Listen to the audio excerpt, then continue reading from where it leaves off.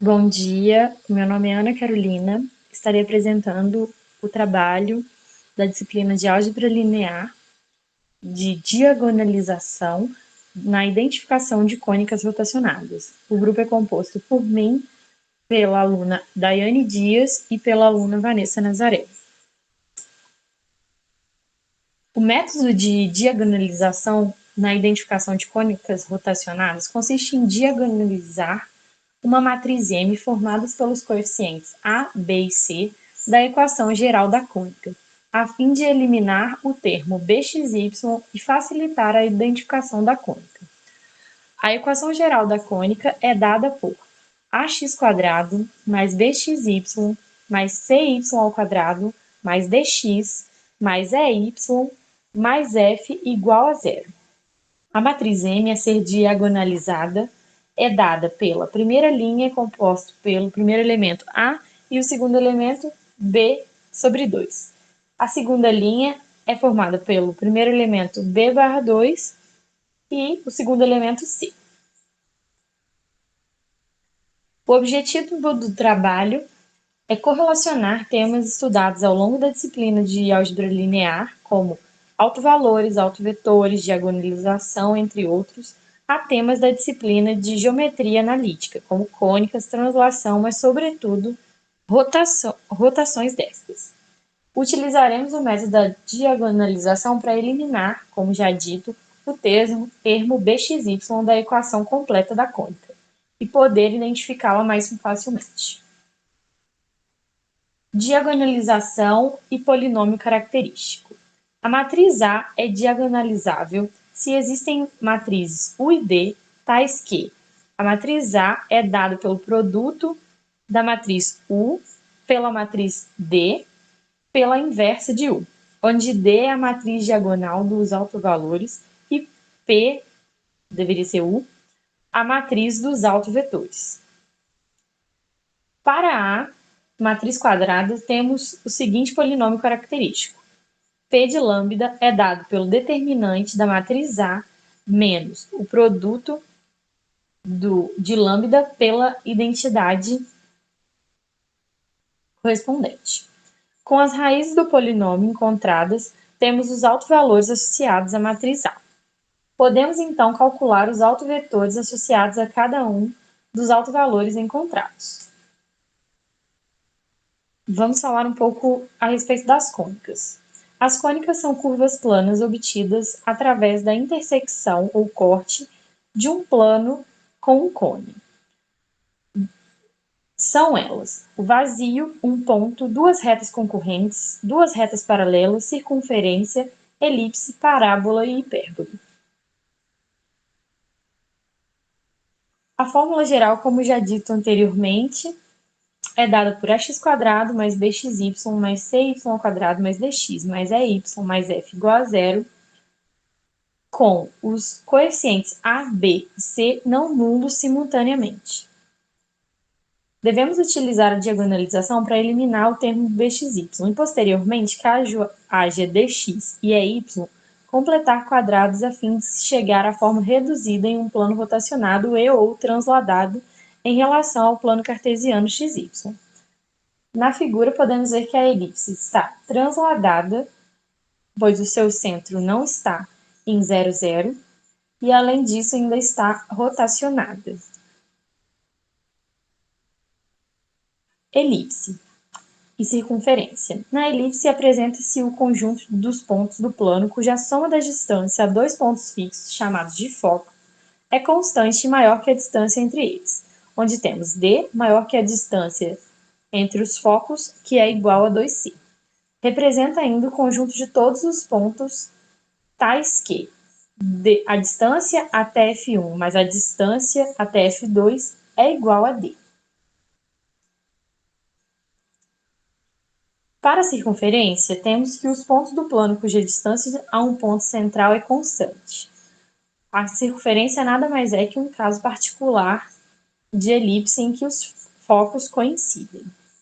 O ponto C, que é o centro da circunferência, C1, C2, em R2 e um número real R maior que zero.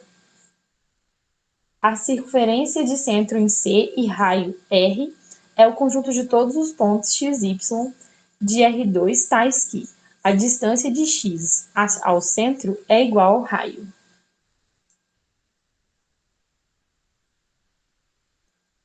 Parábola é o conjunto de todos os pontos do plano equidistantes do foco e de uma reta diretriz, que não apresenta o ponto.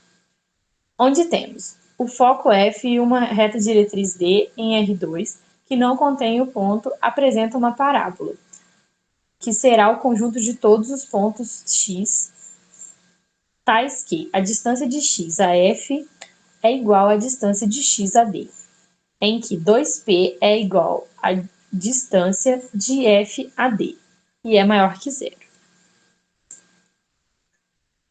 Hipérbole apresenta-se como um conjunto de pontos do plano onde o módulo da diferença das distâncias a dois pontos fixos, os focos, é constante e menor que o valor da distância entre eles.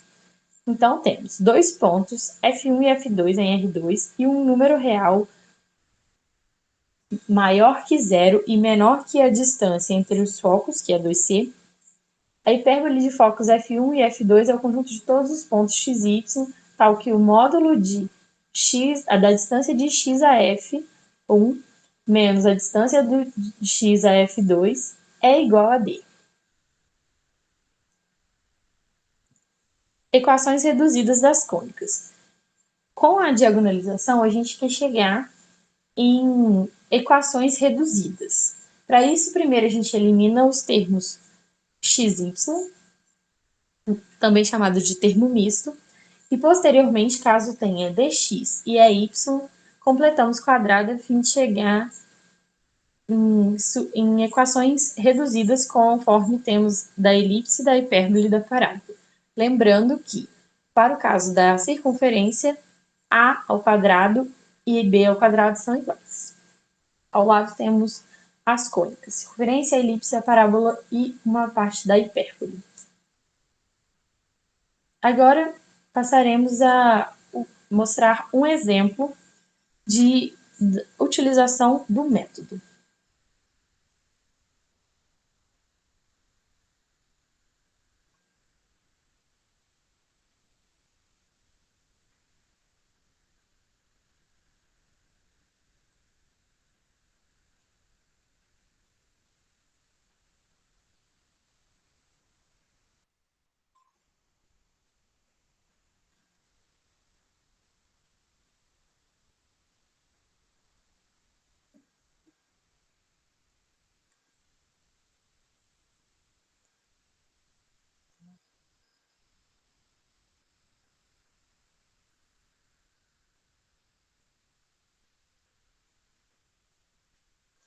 Diagonalização na identificação de cônicas rotacionadas. Exemplo. Tem-se a seguinte equação geral da cônica: x² mais y² menos 2xy mais 4x mais 4y menos 4 igual a zero.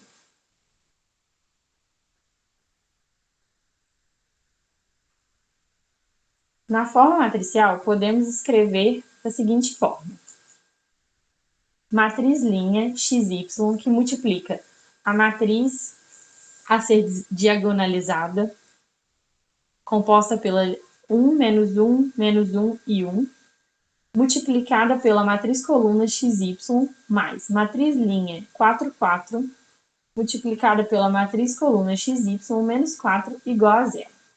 A matriz a ser diagonalizada, conforme dito anteriormente, é a matriz M, 1, menos 1, menos 1, 1.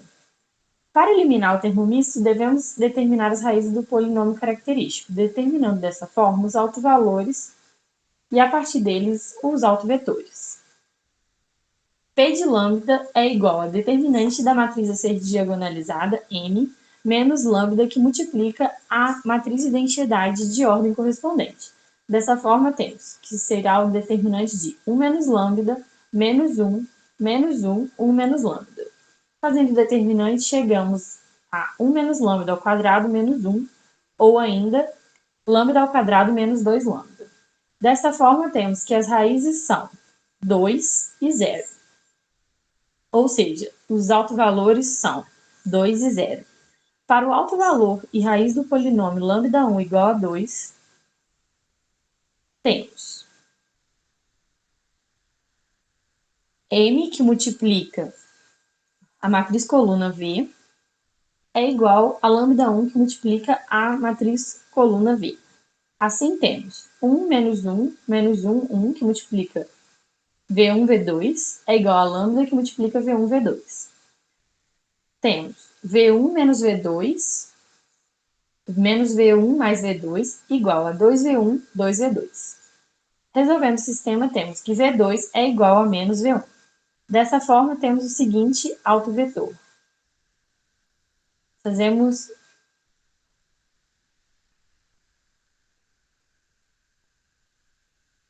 normalizando esse autovetor, cuja norma é raiz de 2, temos o seguinte autovetor normalizado. Raiz de 2, 2, menos raiz de 2, 2. Para um alto valor e raiz do polinômio λ2 igual a zero, temos m, que multiplica v, λ2, agora, que multiplica v, é igual a 1, menos 1, menos 1, 1, w1, w2. λ2, que multiplica w1, w2. Resolvendo o sistema, temos que w2 igual a w1, o que nos dá o seguinte autovetor. 1 e 1. Normalizando, ele tem a mesma norma que o outro, temos que a raiz de w é igual a matriz coluna, ou autovetor, raiz de 2 sobre 2, raiz de 2 sobre 2. Portanto, a matriz M pode ser diagonalizada com U, a matriz diagonalizante, e D, a matriz diagonal, dadas por U é a representação dos dois autovetores que encontramos. E D é a representação de uma matriz diagonal, ou seja, cujos os números que não estão na diagonal principal são zero, e a diagonal principal é formada pelos autovalores, nesse caso, 2 e 0. Como o 2 é o primeiro autovalor, então a primeira coluna tem que ser dada pelo autovetor correspondente ao 2, raiz de 2 sobre 2 menos raiz de 2 sobre 2. E a segunda coluna pelo autovetor correspondente ao autovalor 0, conforme podemos ver. Assim, temos que M é dado pela multiplicação de U, que multiplica D, que multiplica a inversa de U. Ou seja, D é dado pela inversa de U, que multiplica M, que multiplica U. Os autovetores V e W são vetores diretores do eixo da cônica, efetuando uma mudança de coordenadas de base canônica do R2 para a base VW, vemos que U é a matriz de mudança de base e, portanto, é a matriz de rotação do novo referencial. Dessa forma, temos seno de θ igual a raiz de 2 sobre 2 e cosseno de θ também raiz de 2 sobre 2, cujo θ, então, é π sobre 4. Então, podemos dizer que a cônica está rotacionada de um ângulo θ igual a π sobre 4, que corresponde a 45 graus no sentido horário, com relação aos eixos cônicos. Sendo U a matriz de mudança de base canônica para a base VW, um elemento com coordenada x1, y1 na nova base é dado por xy é igual a matriz U, que multiplica a matriz coluna x1, y1. Com isso, a forma quadrática da equação da cônica se torna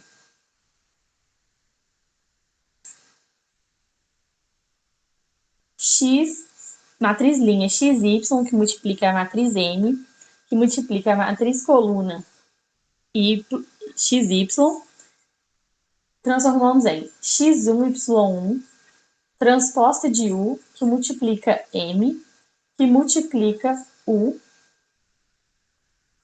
que multiplica matriz coluna x1, y1. Dessa forma, temos como resultado 2x1 ao quadrado. A forma linear, por sua vez, se torna 4 matriz linha 4, 4 que multiplica a matriz coluna XY, resolvendo, substituindo os valores, temos que chegamos para a forma linear a 4 raiz de 2 y1.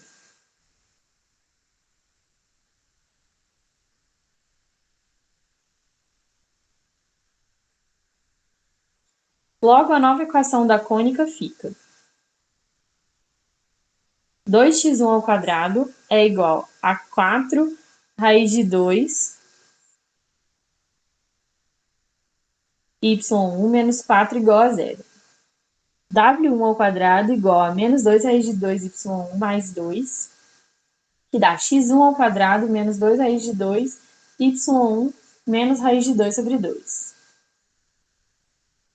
Reduzindo, temos x2 ao quadrado é igual a menos 2 raiz de 2 y2.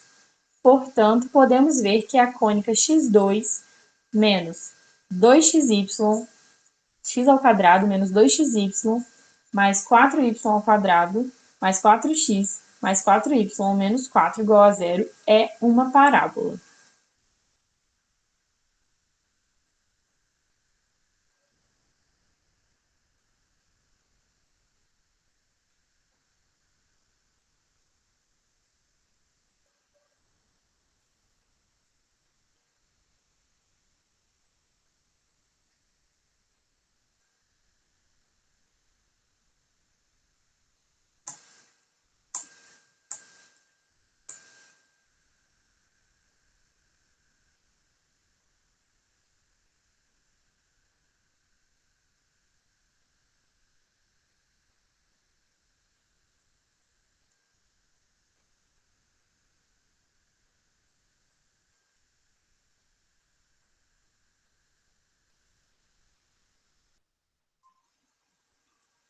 Desta forma, podemos concluir que o método facilita a identificação da cônica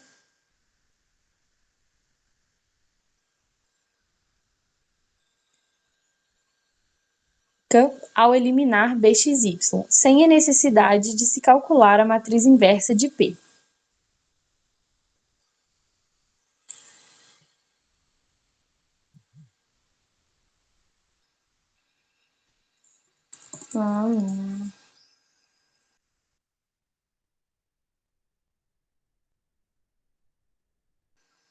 Houve um problema no meu computador, de novo, e eu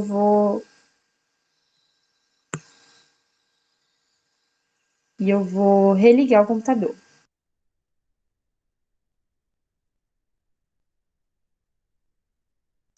Na verdade, podemos encerrar a gravação por aqui, já que depois desse slide é o slide de referências bibliográficas e de agradecimento. Obrigada!